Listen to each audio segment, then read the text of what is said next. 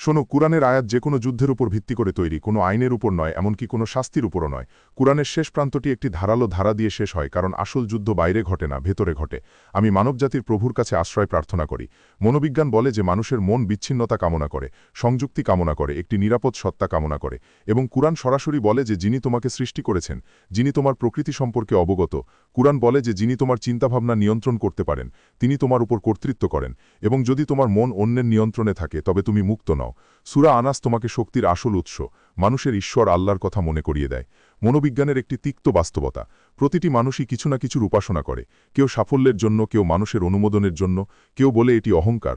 কুরআন বলে যে তুমি যার উপাসনা করো সে তোমার ব্যক্তিত্ব গঠন করে। তাই সূরা আনাস বলে যে কেবল তারই উপাসনা করো যা তোমাকে ভেতর থেকে মুক্ত করে। মিন শাররিল ওয়াসওয়াস আল খান্নাস। এখন শত্রুর নাম নেওয়া হচ্ছে, যে চিৎকার করে না, যে এগিয়ে আসে না, যে কেবল একটু একটু করে আসে।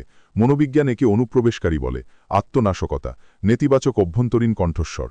কুরআন একে ওয়াসওয়াস বলে। এবং সবচেয়ে বিপজ্জনক জিনিস হল, যখন আপনি আল্লাহকে স্মরণ করেন, তার মানে সচেতনতা আপনার সবচেয়ে বড় শক্তি।